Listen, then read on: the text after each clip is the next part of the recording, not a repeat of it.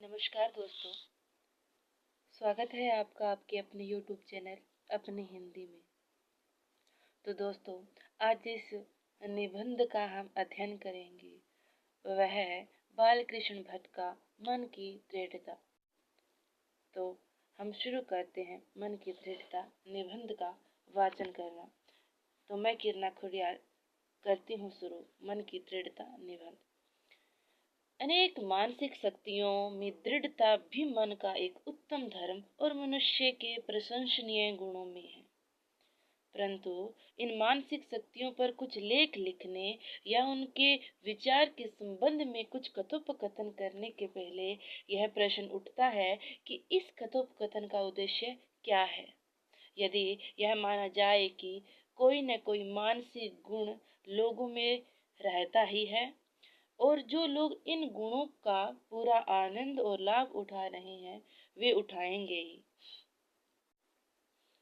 तब आप अपने इस लेख से और क्या अधिक लाभ पहुंचा सकते हैं। किंतु इसके विपरीत यह मान लेने में कि जितने अच्छे गुण हैं उनके उद्दीप्त करने का यही उत्तम उपाय है कि हम उन गुणों को यथोचित मीमांसा कर उनसे जो जो लाभ है उन्हें प्रकट कर दिखावें।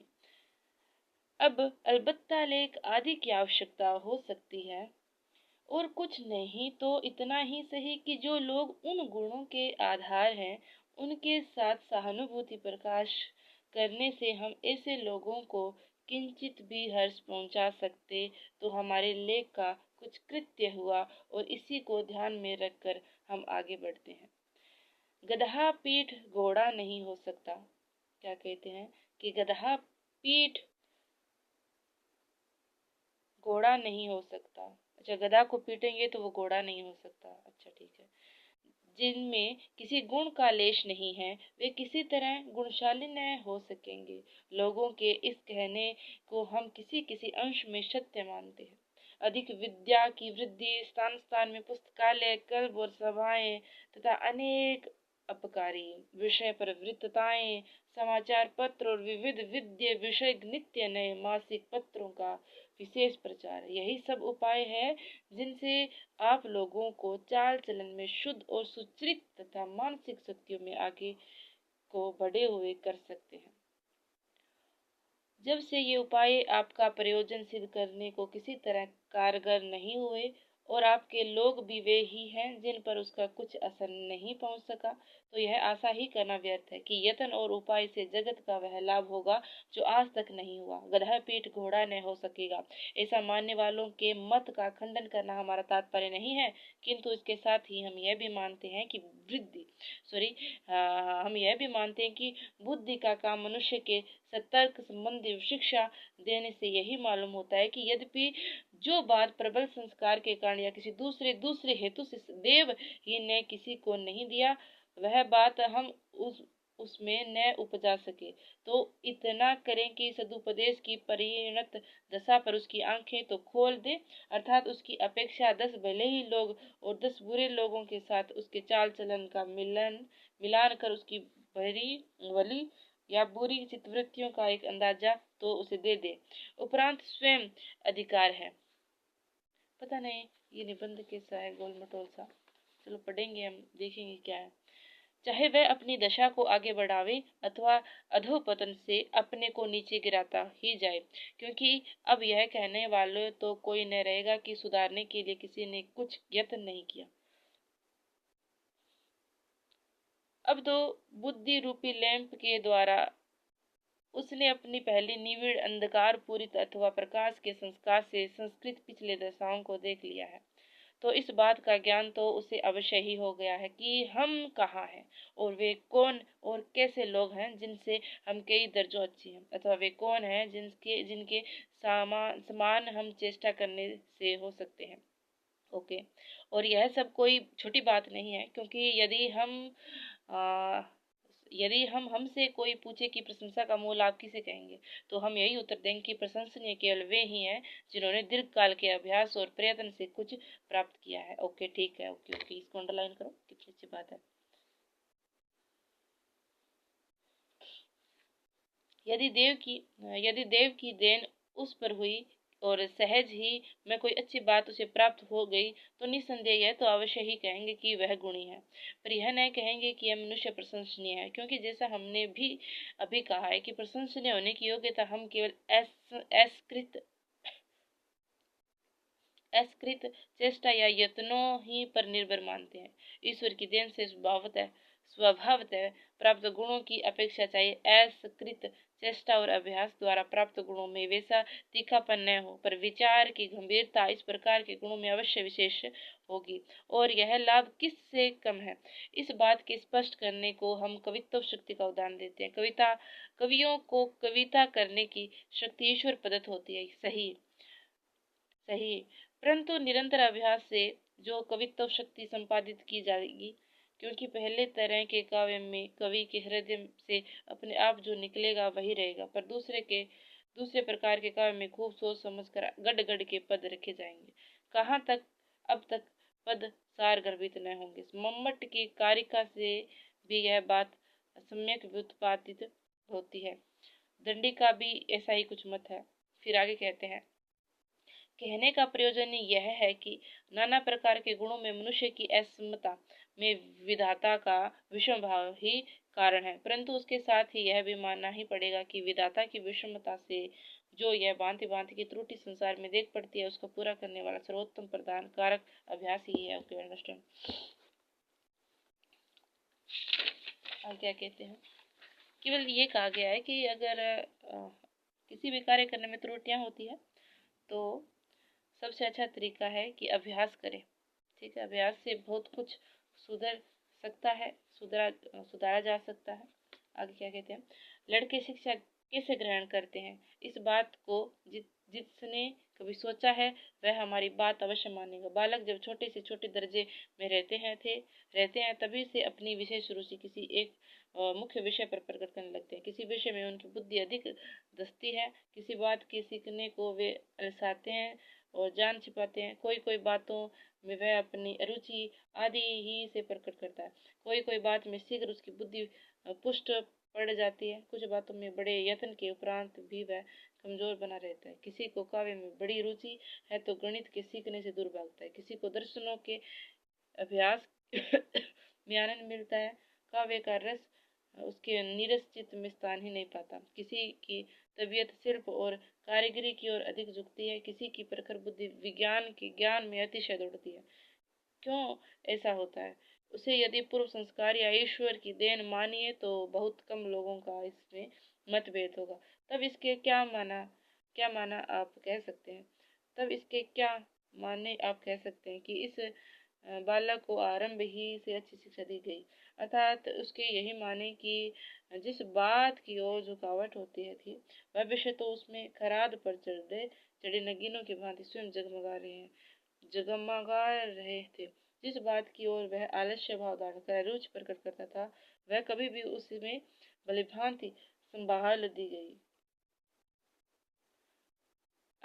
अंत में परिणाम इस बात का यह हुआ कि उस बालक की शिक्षा के संबंध में आप कह सकते हैं कि उसे अच्छी शिक्षा या पूर्ण शिक्षा दी गई। अब बतलाइए इस अच्छे या पूर्ण को क्या माने। केवल यही कि यद्यपि बहुत बातों में स्वभाव ही से वे बालक अच्छा रहा हो, परंतु उत्तम शिक्षा के प्रभाव से उसके निर्बल अंश भी दूर कर दिए गए और अब विषय में अथवा कलाक्षरी वाक्य उसके लिए उपयुक्त होता है। मतलब इसमें यह कहा गया है, जो आपका मन करता है वो करिए तो आप बेहतर करेंगे, कुछ अच्छा करेंगे, कुछ नया करेंगे। इसमें उदाहरण देते हैं कि कोई बालक कोई बालक है वो कला के लिए दिल धड़कता है उसका। कोई बालक है जिसका विज्ञान के लिए दिल धड़कता है। कोई बालक ऐसा भी है जिसके लिए गणित उसका पसंदीदा विषय है। अगर वो अपने पसंदीदा विषय की ओर ही बढ़ेगा तो वो बहुत कुछ अच्छा करेगा। अगर वो अरुचिकर विषय की तरफ जाएगा जिसकी उसकी कोई रुचि नहीं है, लेकिन समाज के दबाव से या कहेंगे घर के दबाव से, पारिवारिक दबाव से अगर वो विषय को पढ़ता है तो वो उतना अच्छा नहीं कर पाता जितना अच्छा वो अपने विषय में या जिसे जिसे जिसे जितना अच्छा नहीं कर पाता उतना अच्छा नहीं कर पाता जितना अच्छा उसके पसंदीदा विषय में वो कर सकता था। चलिए आगे क्या कहते हैं।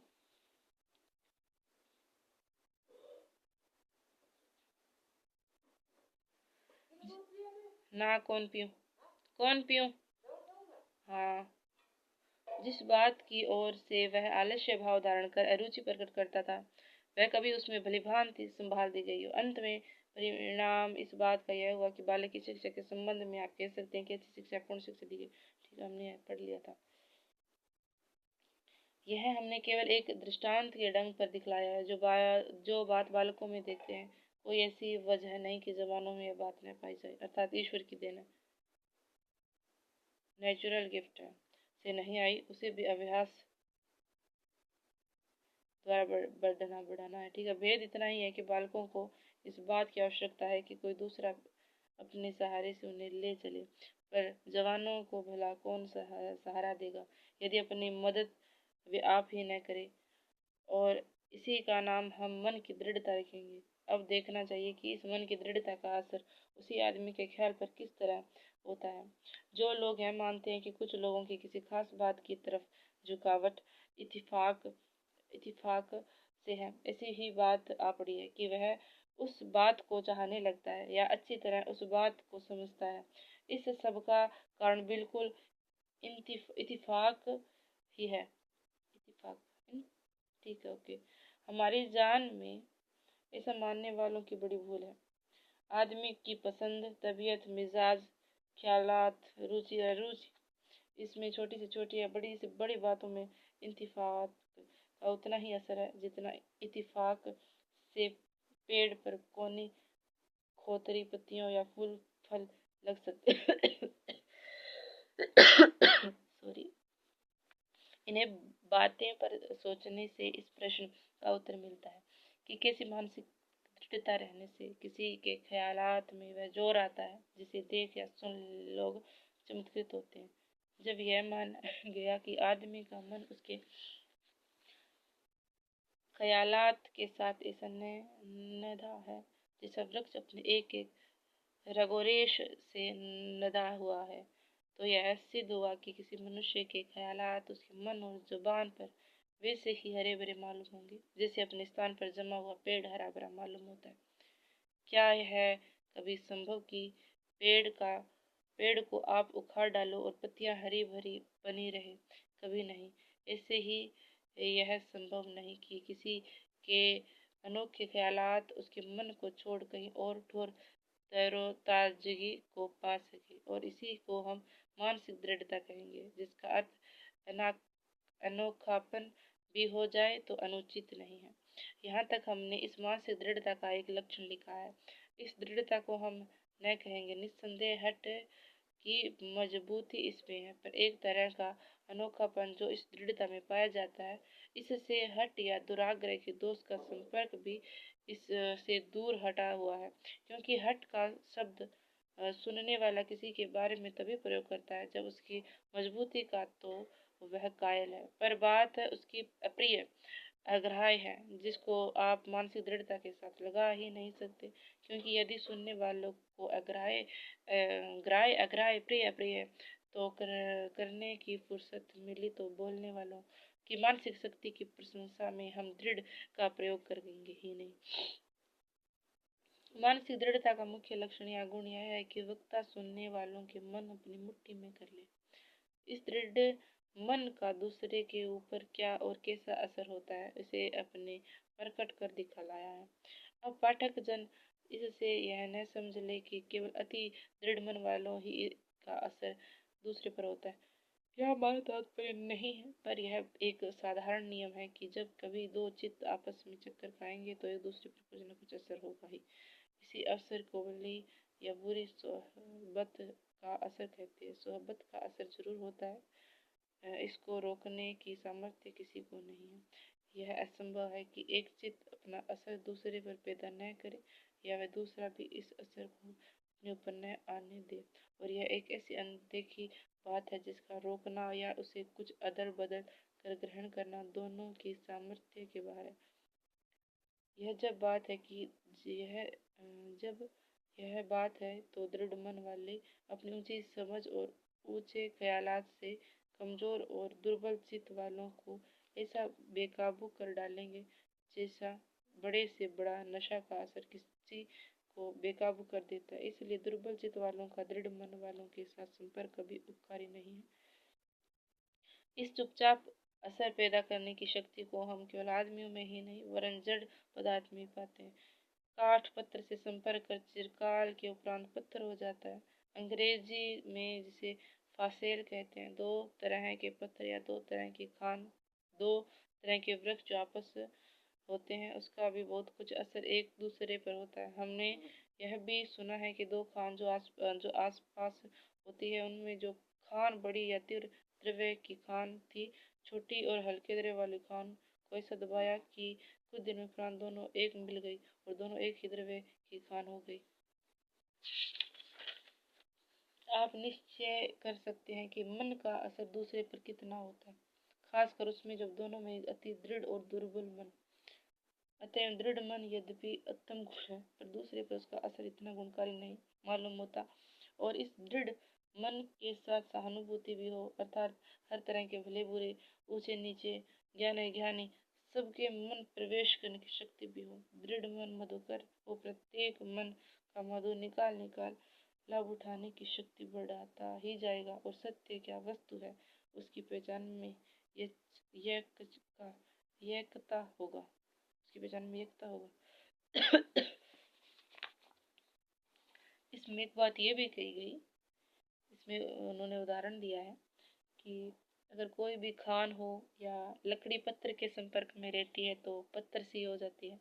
अगर कोई खान है, एक खान द्रव्य है और एक और खान है जो छोटी है लेकिन वो ठोस है, तो क्या होगा? जो अधिक है वो क्या है, थोड़े वाले को दबा लेता है और अपने में मिला लेता है। ठीक है, उसी प्रकार मन की दृढ़ता की बात करते हैं। ठीक है, दो लोग साथ में रहते हैं बच्चों, तो एक है जो पढ़ाई के बारे में सोचता है। मान लीजिए तीन लोग हैं 3 सीटर में 3 लोग रह रहे हैं। उसमें से एक बालक ऐसा है जो बड़ा ही होनहार है, जो बड़ा ही चतुर है, जो बड़ा ही समझदार व्यक्ति है। दो व्यक्ति ऐसे हैं जो क्या है, मान लीजिए कि प्रेम प्रसंग में पड़े हुए हैं, उन्हें अच्छा लगता है बातें करना, ठीक है, तैयार होना, सजना संवरना। और जो पढ़ने वाला है वो बड़ा स्टिक व्यक्ति है, क्या है, वो हफ्ते भर उनसे मतलब हफ्ते भर 15 दिन जो एक पढ़ने वाला व्यक्ति है वो उन पे गुस्सा करेगा, पसंद नहीं करेगा। लेकिन धीरे धीरे क्या होगा, उन दोनों की जो प्रवृत्ति है, जो विशेषताएं हैं, वो जो पढ़ने वाला बच्चा है उस पर परिलक्षित होने लगेगी। ठीक है, तो इस प्रकार से उसकी मन की दृढ़ता है, दोनों की मन की दृढ़ता है, वो उस एक के मन की दृढ़ता से अधिक है। तो क्या है, वो एक वाले को अपने में मिला लेंगे। इसका उल्टा भी कर सकते हैं, कोई ऐसा व्यक्ति है जो कम पढ़ा लिखा है, मतलब कम उसको रुचि है पढ़ने में, थोड़ी कम पढ़ने मन लगता है। और दो व्यक्ति उसके रूममेट ऐसे हैं जो बहुत ज़्यादा स्टिक पढ़ते हैं, ये बहुत शानदार पढ़ते हैं। तो कहीं ना कहीं उन दोनों की मन की दृढ़ता उस दूसरे जो अरुचि है उसे पढ़ने में, उसको में रुचि उत्पन्न होगी और वो भी पढ़ेगा। तो इसमें ये बात कही गई है। ठीक है, और इसमें कहा गया है कि जैसे कहा कि वो उदाहरण देते हैं ना बालकों का, तो अभ्यास पर भी फोकस करते हैं कि हम कोई चीज़ नहीं आ रही, हम उसका बार बार अभ्यास करेंगे तो वो भी हमें आएगी। ठीक है, चलो इसी के साथ हम मिलते हैं आगे किसी निबंध को लेकर। धन्यवाद। मेरे